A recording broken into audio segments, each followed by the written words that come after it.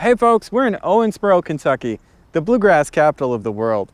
Now you may be noticing that there's a little bit of inclement weather coming in here from the west. You may experience showers over the next few days. Unfortunately, we're here for a bluegrass festival, so we can't shoot what we thought we would be able to shoot, but we're still gonna have fun and we're gonna take you along for the ride. Let's go meet up with the rest of the Lessons with Marcel team.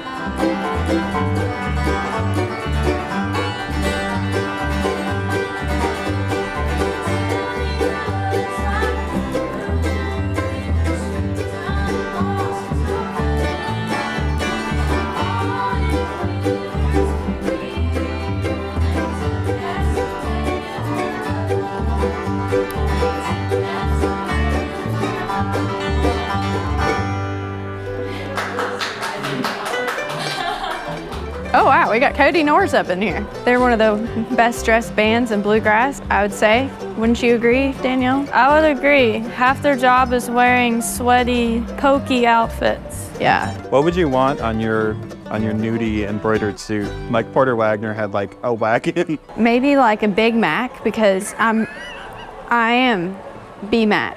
So sometimes people call me B-Mac or Big Mac, which if the public didn't know, now they know. I like the Big Mac with the Mac sauce. What would you have on yours? I mean, of course, everything that I do is like covered in flowers. My first kid band was like flowers, and now I'm still in a band about flowers. So probably it would end up in flowers, no matter how uncool it gets. It's still gonna be flowers. Surely mine would have to be like my own face, because I'm an egomaniac, right? Nice. No. Dave, I'm sure whatever you're doing is just great. Love you, buddy. We got cousin Emmy over here. She could claw hammer on a banjo with a resonator, good style, and pretty inlay. So we like that. We like all this. We like all these people. Especially unknown guitarist and banjoist. That might have been me and Danielle. It's the same outfits that we're wearing today. Yeah, we just kind of repurposed them. Danielle, tell me about Spade Cooley. Spade Cooley, great guy. You know, just great heart. A family man. Family man, you know, everybody's kind of, this could get you canceled. You know, probably my favorite Texas swing player, but even more so, one of my favorite people. Never put that on the internet. I was talking to Red Volkart, which is like, he played with Merle Haggard for most of Merle Haggard's career, I believe. I was like, yeah, Spade Cooley's like one of my favorite Western swing, and I had no clue that he like had murdered like brutally his wife, and someone told me later, they're like, you know about this guy? I was like, crap, I just told many people that I love this music. I even posted it on my Instagram story. Good musicians sometimes are murderers, and we gotta come to terms with that. But we can accept their music and not their personality.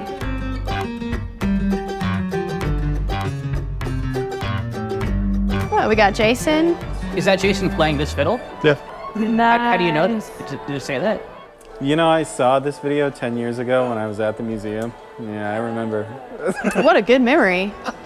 I'm proud of you for that. I thought that the fiddle was kind of like coffin shaped. I had forgotten that it was the case. I thought the fiddle was like... So some things get fuzzy up there. That's okay. We gotta remember what we love, and you love Jason playing that fiddle. I did, yes. I think about everybody I know says that their grandma knew Bill Monroe, and so it's a little sketchy. He did supposedly come around the waterfall where we were and like performed for picnics, like church picnics in our area. Who knows why, but we'll assume the best. Also, Jimmy Martin was probably 14 or 15 or so. Bill was tired of driving the bus, so he had Jimmy just like put him up there, had him try his best, and like went in the back of the bus.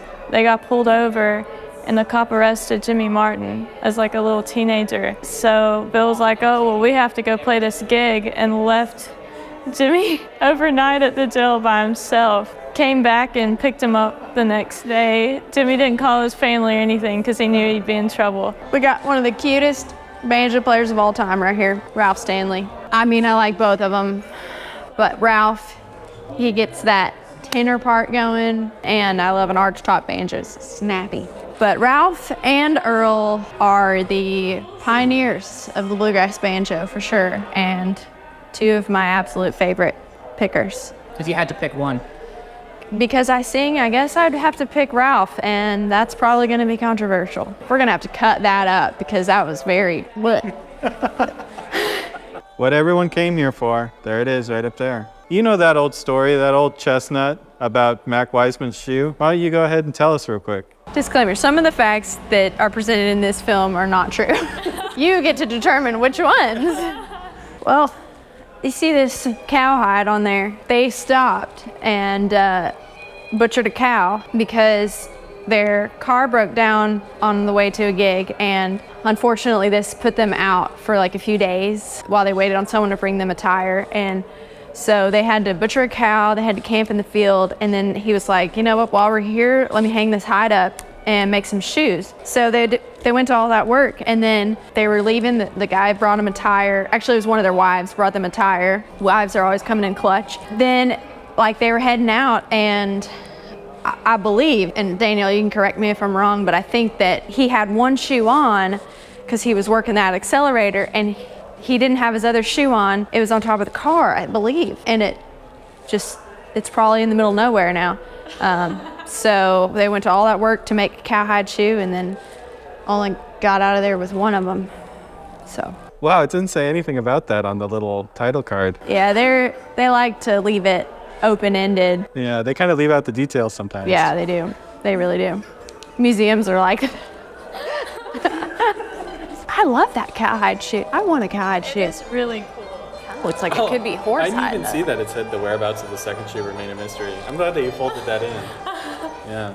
Oh, you should film this. I know about this. Online today, we got social media people, we got influencers, and Lester Flatt was actually an influencer for the Arthron bottles. And if you zoom in on this, these are it's kind of like an elixir, you know, like that you would have traveling with the medicine men back in the day. They would stop in the towns, pop up a tent, sell their elixirs. And Lester Flatt got on there. He was one of the first influencers, one of the first bluegrass influencers. Actually, I influence Liberty overalls, and so I just really want to support and point out that Lester, he influenced this elixir, and if anyone wants to send an elixir sponsorship or endorsement my way, I like that kind of thing. Did you just slip an overall endorsement into my YouTube video? Yeah, I did. I mean, I am endorsed by Liberty overalls. How comfy are they? Very comfortable, very comfortable. Like if I was working on a farm, that's the ones that I would wear, but instead I just wear them to gigs, mostly downtown gigs, because I can put all the things that I need in my pockets, like my and my. Now I have to put an E on that YouTube video. In this book, Pete Seeger made up the words hammer on and pull off. The words hammer on and pull off didn't exist until he was like, we need words for that. And he just made them up in that book. And then guitar players were like, that's cool. We'll also use those words. But they're banjo words. This is a very iconic banjo head, and I learned about this in Berea College. I took one songwriting class, which I'm glad I did, because I learned there's songs called, protest songs. That's it. And Pete Seeger did a lot of that. You know, speaking up for the whoever's doing whatever that needs help, awareness brought to it. Wasn't the older inscription, this machine kills hate? That was a Guthrie thing or something? And then maybe. Pete Seeger changed it to this machine surrounds hate and forces it to surrender. Oh, that's very eloquent, if that's true. I think he thought that this machine kills hate was like a little violent. Instead, it's this machine surrounds hate and forces it to surrender. I kind of like the violent one. Yeah. We take hate and squash it up like a bumblebee and you wipe it out. It's kind of ironic for your statement that says this machine kills hate to be like kind of hateful. Yeah. No, I kind of like that. That's great. Who do we got? Are they supposed to be people? I don't know if these are real people. Gosh, it's kind of creepy. I don't much care for his banjo strap. I don't know. Is he supposed to be somebody? That guy's got a baseball hat on, so I don't think these are real people. I think they're just pickers. That's cool. Very cool. I at least know from Marcel's video that Carlton Haney started the first multi-day Bluegrass Festival. I've read on the wall over there that it was 1965. Wow, you're really absorbing this education. If you go to Camp Springs, like the festival location, there's like a spot where there's a stage, and then there's a hill, and then there's where all the kind of vendors and like food trucks are. Carlton Haney and Jimmy Martin had a fist fight in that dirt. I feel like a lot of people would field his calls from like IB May. He would call in to chat with people. They'd try to pawn him off on like new employees because he would talk so much that it was like a rite of passage. Like, you're new here, you have to talk to Carlton Haney for like 5 hours during your work shift. Oh my Nice. goodness. Look at this shot of Dave in the 70s. These fun individuals are who got me into bluegrass, because I was homeschooled and I only watched black and white film, and so Andy Griffith's show was my first introduction to bluegrass and kept me from getting in trouble because I was like, well, Doug Dillard doesn't smile while he plays the banjo. Why do I have to smile while I play the banjo? So my mom couldn't really argue that. I'd be like, I'm concentrating. Meanwhile, I just didn't want to smile, but Meanwhile, I never concentrate. I'm never paying attention to what's going on. But yes, I met Rodney a few years ago and cried. That's cool. Yeah, that'll happen. Oh, there's Cory right there. Very good banjo player. I think he's one of the best, definitely, of our generation. And then he's playing with Ronnie Bowman here, but played with Tim O'Brien, the Dillards, Vanda Kellys. Plays with East Nashgrass right now. They're killing it. They're gonna be here at Romp this weekend, tomorrow night, on my birthday. He's got a new album out. It's called School Project. Talking about how he's in the 4th grade with Michael Cleveland. Amy, about the time me and you opened for Missy Raines, what was the name of our band when we opened for Missy Raines? I think we billed it as Jus Gras under Lee's tutelage, right? That can't be in a video. Hey, I'm a Jew and I'm not offended. You're Jewish? Yeah, Get out. I am. Get out of here, Brenna. I think that would be inappropriate, to tell a Jew to get out. We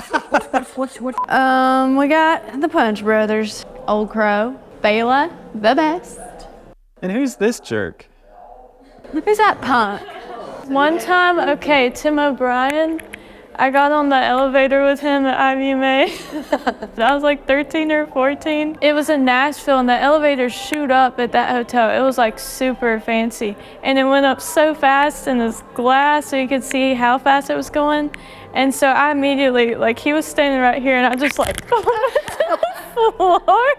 Did he make any expression change? I think he was just like, are you okay or something? Shout out to Brian, too. I know, that's a cool guy. Pretty good guitar picker. He's all right. He's a good, you know, he can get it done. He's okay. He can get it done.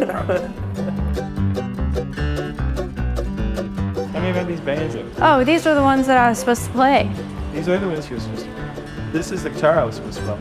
Nice. We're here at the Bluegrass Hall of Fame Museum. Here's a really shiny jacket, but what we really want to look at is these Earl Scruggs banjos. We may be getting into these later, we might not, so. Just in case you never get to play them, can you sort of mime like you're playing banjo? So.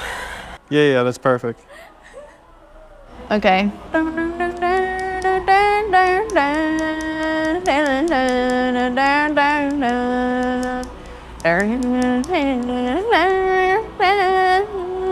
going down this road feeling bad. I'm going down this road feeling bad. I'm going down this road feeling bad. Lord, it ain't gonna be treated this way. And as well as the John Hartford banjo. He's like one of my literal favorite human beings because I think that he and I would have been tracking on the same wavelength. Oh wait, I want to play Steam Powered on this. Oh yeah, get in there. Yeah, we'd love to. I really want to play it actually too, but that would be a really magical moment for me. Gotta get that Jimmy Martin shuffle in there. Oh yeah. You see the G-Run? That was a good one. That was a good one. Oh, this is where we'll be one day if we get cool enough? Yeah. I would like to say something actually serious about JT. He is one of the huge reasons why I felt so welcomed in Nashville when I moved there in 2018. He basically just like let my brother and I immediately play a gig at Station Inn and then just was like so sweet and let us come anytime and play. And it's not the same without him. This guy, he's one of my favorite songwriters of all time. Homecoming is, I just did that song the other day, but I just love it because it's so sad. Actually, I wanted to be a dentist. So I worked for a dentist in Franklin, Tennessee. He was really close friends with Tom T, and Tom brought him one of his guitars. It was basically like all beat up and janky and stuff, and they were gonna take it to, I don't know if it was this museum or another museum, and the dentist, Terry Comer, Bluegrass dentist, actually refinished the top of the guitar so that it would look nice at the museum. I have a fun fact about Tom T, which is that in the storage for the museum, they have his couch. I'm sure a lot of people have slept on that couch. Let's all pretend we're sitting on the couch real quick. Tom's couch is really something. I just had to crack my knee. Oh. Hey, but I can do a wall sit now. Don't tempt me. This is that. Hey, I think Danielle would be the best to talk about Tony. I like all of his really pretty melodic songs, like Shadows, and yeah, just his singing and the way that he backs himself up when he's singing. Tony Rice for you. That's who that is, Tony Rice. I can't think of a bluegrass musician that's a better vocalist and instrumentalist combo. Tony is it.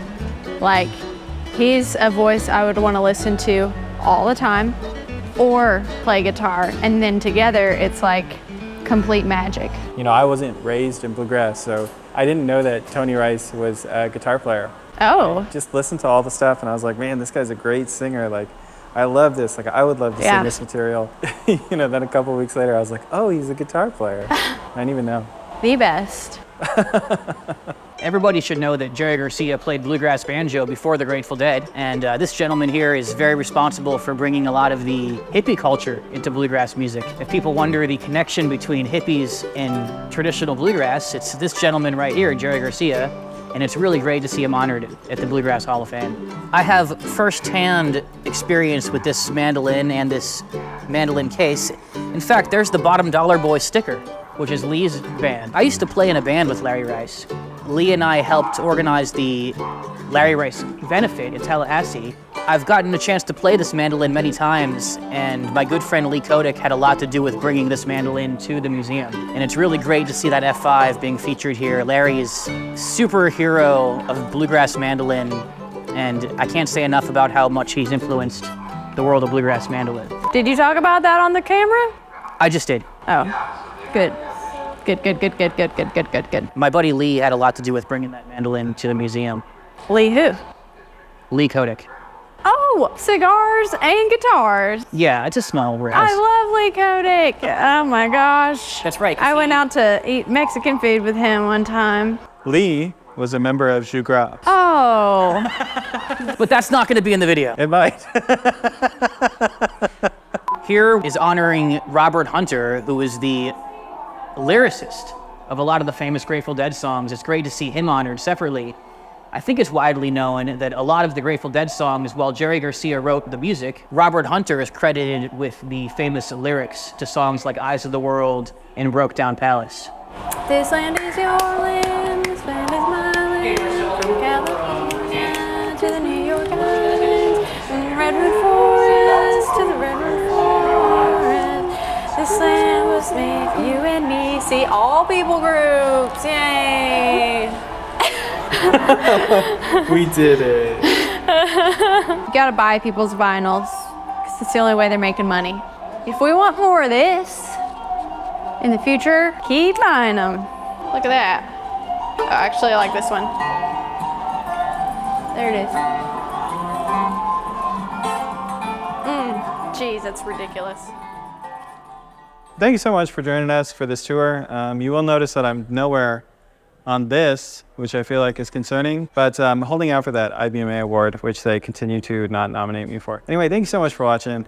I'll see you all later. You know, I love when Nashville people are like, do you live in town? Yeah. And you're like, you're totally somewhere Oh else. yeah. We're always thinking about Nashville. No. You don't live in town? Your page is super impressive though. I was watching it as I was driving here. That's not safe, don't do that. I know, I'm not safe on the road.